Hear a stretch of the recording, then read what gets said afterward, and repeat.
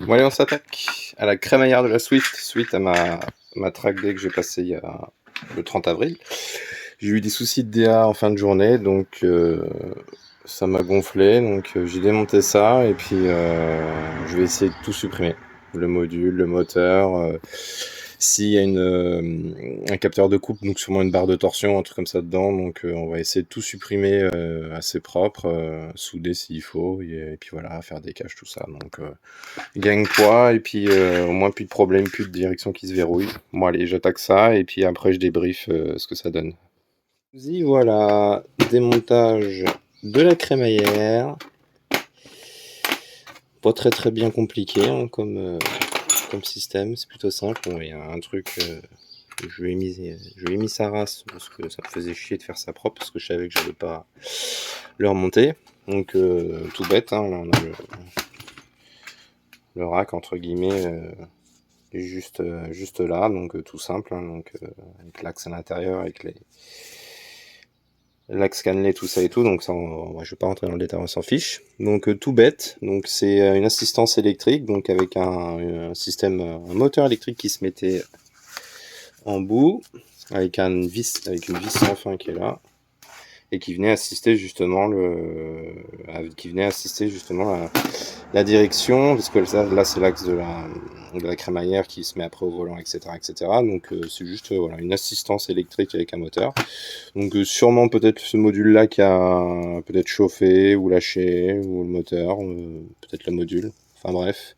En tout cas moi ça me faisait des gros points durs, donc après fallait entraîner la bête, donc c'était pas très souple. Après ça c'est tous les... Bon je vais pas tout remettre, peut-être que je mettrai ici de ce côté là une plaque, plutôt de remettre l'autre support là-haut, juste une plaque pour boucher, pour éviter que les saletés rentrent dedans. Ça je l'ai enlevé, hein, c'était juste serti sur l'arbre d'entrée. Et un petit truc que je me disais, donc tout à l'heure j'ai parlé de barre de torsion, et à mon avis le petit module là-haut ici sert de capteur de couple, donc qui doit mesurer aussi la différence entre un axe qui est là et l'axe qui est là, avec la petite bague que j'ai éclatée. Et là on voit, on va prendre doucement les cannelures parce que j'en ai besoin, hop, par rapport à mon trait, que ça fait une petite barre de torsion. Donc ça peut faire un jeu dans le volant. Donc du coup ce que je vais faire, c'est un truc tout bête, alors peut-être que je vais mettre un petit coup de tour ici pour chanfreiner un petit peu plus, et encore... bon aussi je vais mettre un petit coup vite fait histoire d'eux, et puis je vais souder tout le long, et puis voilà, après je vais remonter tout ça dans la crémaillère. Et puis voilà, j'aurai plus de problème de DA qui me durcit la direction, et puis j'essaierai de faire sauter le voyant au compteur, et puis voilà, la transformation. Donc je fais ma modif de soudure, et puis je remonte tout, un débrief surtout, de la direction assistée qui a été transformée en non assistée. Donc bon, forcément, hein, c'est forcément plus dur, hein, mais au moins j'aurais plus d'à-coups sur piste quand la direction va se bloquer. Je sais pas pourquoi ça fait dur d'un coup. Bon là c'est quand même dur malgré tout, mais jusqu'à un certain angle de volant ça passe. Mais c'est vrai que sur piste, dès que la direction va se bloquer, c'était quand même super dur. Donc est-ce que le moteur était sous tension et du coup ça le faisait forcer, parce que une fois démonté, au final le moteur lui il roule quand même, enfin il tourne assez librement. Donc je sais pas, enfin, on verra. Bon là en tout cas c'est roulable, donc je suis quand même vachement pénalisé à mon avis à cause de ces roues en 17 pouces, parce qu'à partir d'un certain angle de volant, c'est quand même vachement dur la direction. Donc je pense que peut-être pour certains ils vont comprendre ce que je vais dire comme exemple, mais quand on prend une roue de vélo, on s'est tous sûrement déjà amusé à prendre une roue de vélo et puis la tenir par l'axe de roue, et essayer de la faire tourner en même temps, et ça force vachement sur les bras. Et bien évidemment plus la roue est grande, plus ça force sur les bras, et plus la roue est petite, moins ça force. Donc je pense que ça doit être ça le problème, c'est que je dois avoir ça doit forcer un peu plus sur la direction, le fait d'avoir des grandes roues. Donc si j'étais en 15, ça irait beaucoup mieux. Enfin bon, c'est pas grave, on va déjà rouler ça comme ça, comme ça, hein. Et on fera des essais sur piste, voir si c'est un petit peu plus concluant. Ouais, donc j'ai revu suite à ça, j'ai revu la géo, donc j'ai mis un petit peu plus d'ouverture. J'ai pas grand chose, hein. Je dois avoir 0,30 à peu près au maxi d'ouverture. Et au total, hein, donc avec 0,15 par roue. Et puis assoupli un peu la direction de vent pour essayer de donner un peu plus de train avant pour qu'il soit un peu plus directeur, mais ça reste quand même vachement dur. Donc bon.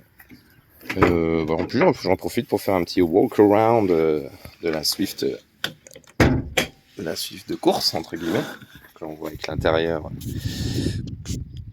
vidé d'une manière drastique. On va essayer de choper de grappiller le maximum de poids. Niveau moteur, il n'y a pas grand chose. Pas grand chose. Il y a juste des injecteurs 30% plus gros pour pouvoir rouler à l'éthanol, sans carto, un carto d'origine. Il y a un collecteur d'échappement, des katas, machin. Ouais, on va dire que ça pourrait peut-être libérer un peu. Et puis le filtre à air qui est là. Je sais pas ce qu'il y a de plus foufou. Mais il y a quand même la prise d'air dans le pare-choc directement là-dessus. On va essayer de choper un peu d'air frais. Pour éviter, pas forcément, pas pour gagner des chevaux, mais pour éviter de trop en perdre avec la chauffe. Donc voilà, 4 combinés filetés BC Racing que je trouve un peu souple sur cette voiture-là. Et des cales pentées pour le train arrière pour rajouter du carrossage et un peu plus d'ouverture parce que je crois que le train arrière là-dessus il pince un peu de trop, donc du coup ça la rend quand même beaucoup moins mobile le fait qu'il y ait trop de pincement derrière. Un petit radiateur d'huile. En façade, donc là-dessus, bon là on va rien voir, mais là au moins là-dessus, au niveau température, on est bien. Frein d'origine, des pneus, les roues d'origine en 17 avec des aériens dessus, donc là ça lui va quand même beaucoup mieux. Une petite, des petites non, il y a quand même je crois 10 cm de rehausse pour le shifter. Donc ça me permet d'avoir une course, on va dire, d'origine, mais une hauteur un peu plus haute, parce que de relever directement sur le sélecteur, bah forcément on augmente la course, donc c'est pas terrible. Donc j'ai fait des petites cales autour, pour le rehausser tout ça, pour un meilleur confort. Puis après un volant pas forcément spécial Dakar, mais un volant, et puis un peu d'instrumentation. Il y a des bricoles qui servent un peu à rien, le voltmètre s'en fout un peu. Qu'est-ce que c'est ça, je me rappelle. Ah oui, pression d'huile et température d'huile. Donc surtout température d'huile. Bon, pression d'huile, oui, mais bon, généralement quand ça merde, c'est trop tard. Puis voilà quoi. Donc rien de spécial, là-dessus, la voiture, on va dire, de transition. La voiture de. Un petit silencieux. Enfin, sortie double. Une voiture de transition en attendant de fignoler la Twingo entre guillemets. Finira jamais, il y a toujours des trucs à faire. Donc voilà, pour l'instant je roule avec ça, donc ça fait 125 chevaux pour je pense la tonne ou un peu moins, vu tout ce que j'ai enlevé. Et petite vue sur le moulin. Voilà, 125 chevaux, et puis ça suffit déjà pour suivre les copains. Ça suffit déjà pas mal. Puis après, en attendant, je continue ce que vous avez vu en post et puis en vidéo à bricoler la Twingo, les freins, amortisseurs. Donc j'essaye de garder un peu le look d'origine, mais là, les freins, c'est un peu cassé le truc, là, parce que je peux pas mettre des jantes en 14, à moins de mettre peut-être du déport de fou, je verrai, mais pour l'instant, c'est des petites jantes en 15 de Clio 16, donc ça reste quand même un peu discret parce qu'elles sont noires, tout ça, donc ça pourrait le faire. Donc là, je m'occupe un peu frein, amortisseur, tester tout ça, et puis après, une fois que tout ça se sera pas trop mal, nouveau turbo, une petite surprise pour l'échappement, il y aura une petite, ouais, si c'est petit, c'est pas très grand, et ça sera une surprise pour l'échappement, ce sera un peu plus sensationnel, je pense. On va se faire un petit délire. Puis voilà. Plein de projets pour la Twingo. Celle-là, c'est vraiment une voiture de transition que je pense pas garder. mais que je garde pour l'instant, que je fasse mes modifs sur la Twingo. Voilà, bon allez, à la prochaine et puis à plus, ciao!